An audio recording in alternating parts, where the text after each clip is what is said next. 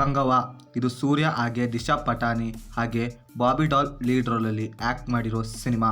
ಇನ್ನು ಸಿನಿಮಾ ಹೇಗಿತ್ತು ಅಂತ ಹೇಳೋದಾದ್ರೆ literally one of the worst movie ಅಂತೀನಿ. ಕೆಟ್ಟು ಇರಿಟೇಷನ್ ಗುರು. ಸಿನಿಮಾದ ಟೀಮ್ನವರು ಸಿನಿಮಾನ ಹೊರಗಿಂದ ತೋರಿಸೋದೊಂದು, ಆದರೆ ಸಿನಿಮಾದ ಒಳಗಡೆ ಬೇರೆನೇ ಇದೆ. ಇನ್ನು ಸಿನಿಮಾದ ಪೂರ್ತಿ ಎಲ್ಲ ಕ್ಯಾರೆಕ್ಟರ್ಗಳು ಕಂಗವ್ವ ಅಂತ ಕಿರ್ಸ್ತಾನೆ ಇರ್ತವೆ ಗುರು. ಆಲ್ರೆಡಿ ಕನ್ನಡದಲ್ಲೊಬ್ರು ಜೋರಾಗಿ ಕಿರ್ಚಕ್ಕೆ ಹೋಗಿ ಸ್ಪೀಕರ್ನ ಕಿತ್ಕೊಂಡು ಹೋದ್ರು. ಈಗ ಇವರು ಬಂದವ್ರೆ. ಅಲ್ಲ ಗುರು, ಸೂರ್ಯ ಅವರಿಗೆ ಒಂದೊಳ್ಳೆ ಬ್ಲಾಕ್ ಬಸ್ಟರ್ ಸಿನಿಮಾ ಬಂದು ತುಂಬ ದಿನಗಳೇ ಆಗೋಗಿದೆ. ಅದು ಈ ಸಿನಿಮಾದಿಂದ ಆಗುತ್ತೆ ಅಂದ್ಕೊಂಡ್ರೆ ಇದರ ಔಟ್ಪುಟ್ಗೆ ಅದು ಸಾಧ್ಯನೇ ಇಲ್ಲ ಗುರು. ಇನ್ನು ಸಿನಿಮಾದ ಕತೆ ವಿಷಯಕ್ಕೆ ಬಂದರೆ ಇಲ್ಲಿನ ಕತೆ 2 ಟೈಮ್ ಪೀರಿಯಡಲ್ಲಿ ನಡೆಯುತ್ತದೆ.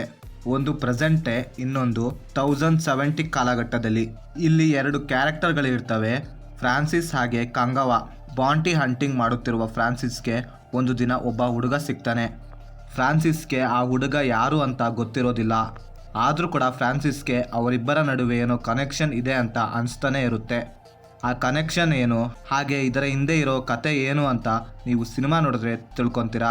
ಇಲ್ಲಿ ನನಗೆ ಸ್ವಲ್ಪ ವರ್ಕ್ ಆಗಿದ್ದು ಅಂತ ಹೇಳೋದಾದರೆ ಮೇಜರ್ ಆಗಿ ಯಾವುದೂ ಇರಲಿಲ್ಲ.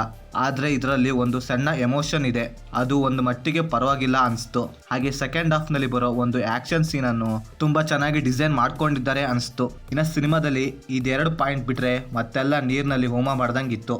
ಸ್ಟೋರಿ ಟೆಲ್ಲಿಂಗ್, ಸ್ಕ್ರೀನ್ ಪ್ಲೇ ಯಾವುದು ಕೂಡ ವರ್ಕ್ ಆಗಿಲ್ಲ. ಮೇಜರ್ ಆಗಿ ಸಿನಿಮಾದ ಕಥೆಯಲ್ಲಿ ತೂಕನೇ ಇರಲಿಲ್ಲ. ಸುಮ್ಮನೆ ಬಾಯಿಗೆ ಬಂದ ಹಾಗೆ ಬರ್ಕೊಂಡಿದ್ದಾರೆ ಅನಿಸ್ತು. ಆದರೆ ನನಗೊಂದು ಅರ್ಥ ಆಗ್ತಿಲ್ಲ, ಪ್ರೊಡ್ಯೂಸರ್ ಯಾವ ನಂಬಿಕೆ ಮೇಲೆ ಕೋಟಿ ಹಣ ಸುರಿತಿದ್ದಾರೆ ಅಂತ. ಏನೂ ಇಲ್ಲ ಸಿನಿಮಾದಲ್ಲಿ.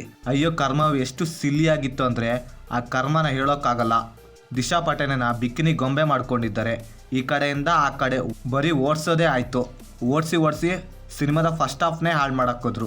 ಇನ್ನು ಪರ್ಫಾರ್ಮೆನ್ಸ್ ವಿಷಯಕ್ಕೆ ಬಂದರೆ ಸೂರ್ಯ ಅವರ ರೇಂಜ್ಗೆ ಈ ಸಿನಿಮಾ ಅಲ್ಲ ಅಂತೀನಿ.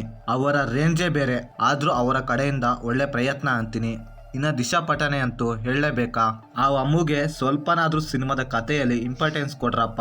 ಇನ್ನು ಓವರಾಲ್ ಆಗಿ ಸಿನಿಮಾ ಹೇಗಿದೆ ಅಂತ ಹೇಳೋದಾದರೆ ಏನೇನೂ ಇಲ್ಲ ಸಿನಿಮಾದಲ್ಲಿ. ಕೆಟ್ಟು ಇರಿಟೇಷನ್ ಗುರು. ಇನ್ನು ನಿದ್ರೆ ಬರೋದೊಂದು ಬಾಕಿ ಇತ್ತು ಅಷ್ಟೇ. ಇದರ ಮೇಲೆ ಸಿನಿಮಾ ನೋಡೋರಿದ್ರೆ ಆಲ್ ದ ಬೆಸ್ಟ್ ಅಂತೀನಿ ಅಷ್ಟೇ.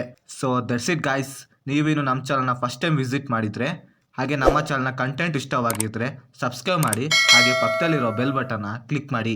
ಮತ್ತೊಂದು ವಿಡಿಯೋದೊಂದಿಗೆ ಆದಷ್ಟು ಬೇಗ ಸಿಗುವ. Bye friends.